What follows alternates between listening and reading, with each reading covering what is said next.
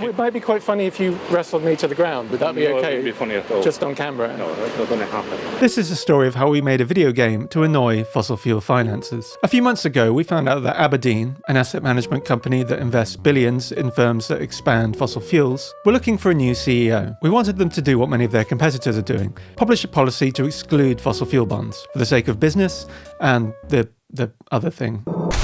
The risk was that in giving a lecture about the climate crisis to a firm that manages assets, people could die from boredom. Aberdeen's struggling business shows they've got great experience in making bad choices. The plan was to create a simulator where Aberdeen's management could safely practice making the right ones. The simplest way for me to do this was to, of course, create a choice-based 80s text adventure game where just a handful of diverging storylines branch out into hundreds of... Yeah, it wasn't actually that simple. I'm looking for a man in finance. Trust fund. 6'5", blue eyes. Finance. Trust fund. 6'5", blue eyes. Finance. Trust fund. 6'5", blue eyes. Finance. Trust fund. 6'5", blue eyes. Asset Manager Quest is the only game where you get to be CEO of asset management company Aberdeen. You make choices. The choices have consequences. If you win by just implementing a policy to stop investing in fossil fuels, or you ignore the problems, give yourself a bonus, buy yourself a big chair, or become a pastry chef. Usually this just makes things much worse. But sometimes you unlock skills that help you persuade the final boss, the board, to implement that fossil fuel exclusion policy. For example, you can distract them with pastries and implement the policy while they're not looking, which, as we all know, is exactly how business works. There's also celestial realms, undead horses, and secret cults of asset managers. That stuff was just for me, really. With the game now online, we needed a way to get the chairman, Sir Douglas Flint, to play it. We hired billboards on their way to work and in shopping centres. We bought online ads targeted at employees, but the most effective strategy was to just email them.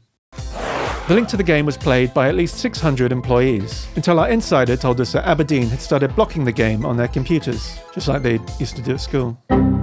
So we decided it was time to get physical, with a physical version of the game.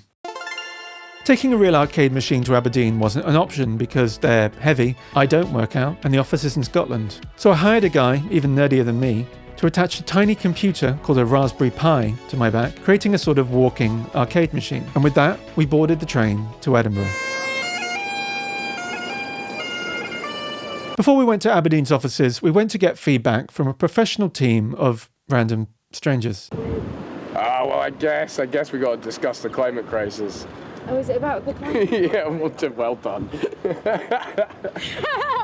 Just clocked on. Damn, this is making me feel bad now. What are you going for? I'm going to stop funding fossil. Okay. So you think what? Street Fighter. Aye. Hadouken! Yeah. Next, we went to ask the people whose opinion really mattered. The gamers. Apple strudel. This is the best RPG I've ever played. Oh, thank you. Can't video you guys. Oh, okay. Are you sure? Yes, I'm sure, yes. Okay, do you want to play the game? No, I don't want it. Maybe it's not the type of game that I used to play these days, but I really like You it. prefer more like... Whenever I have time. The shop even officially decided to stock our game. Yeah, mate, I've got some stuff I need to crack on with, but I would be interested. Now we knew we had the best asset manager game ever, it was finally time to storm Aberdeen's offices. We marched in and... Here we go, guys. Back here we go. Excuse me. You know Oh, stuff. okay. You don't have We a just wanted to go chat at reception. No, sorry. Because we've made a game about Aberdeen's fossil fuel investments, and we were just... Don't mind, you're not a member of staff. You don't have Oh, access sorry. cards, you're not We just eligible. wanted to chat with Douglas Flint, the chairman, your interim CEO, There's none of the Jason. board in here. Because in this game, you can live out your fantasies of implementing a fossil fuel exclusion policy. That's all very good, but we mind it not blocking the entrance. It might be quite funny if you wrestled me to the ground. Would that be No, it okay? wouldn't be funny at all. Just on camera? No, that's not going to happen. Although staff who played the game were told not to sign release forms, we could hand out invites to the game, and traffic to the website began to spike. To retaliate, Aberdeen sent out the big guns. They're really nice, actually. Do you have any correspondence that you want to pass on to the leadership team? Oh, absolutely, yes. Certainly pass it on to you. I mean, I can't guarantee the brilliant stuff might take me. Thanks, Mark. Thank you. Our message was definitely on the way to Sir Douglas, but then we faced an obstacle that we weren't ready for. It rained, so we went home. The news about our game was now out in the press. Aberdeen gave a statement saying that, where clients mandate, we will mitigate exposure to coal and fossil fuels. But should investing in fossil fuels really be a default? And do Aberdeen's clients, some of whom are just regular people with pensions, really know where their money is going? And what about its billions of investments in bonds that it does not fully disclose? As the world moves on to renewables, Aberdeen's assets in fossil fuels will likely become stranded, which is a financial risk for them and their clients. In fact, Aberdeen's own risk modelling is based on widely optimistic scenarios of how the economy would fare in a warmer world. The worst arguments in Aberdeen's defence will say that we need oil and gas, and that's true. But what the research shows is that we don't need and can't afford new oil and gas developments. Many of Aberdeen's competitors have recognised this and excluded these investments. It's not a crazy thing to do. Right now, Douglas Flint and the board are choosing their new CEO. They'll need to be someone that can beat Asset Manager Quest, someone with experience, qualifications, a detailed and vast sense of business. Yeah, I won. You won? What did you win? Nothing. Because that's obviously not what they're going to do.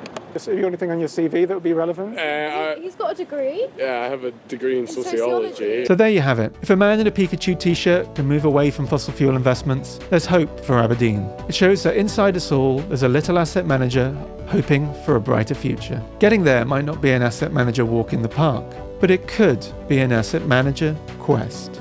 Walk off into the sunset here. I don't think we got that. It was raining.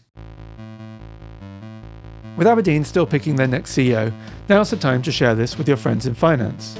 I can't do it myself because I don't have any friends. You can also subscribe for updates and to see more of our efforts to annoy the industries that continue working with fossil fuels.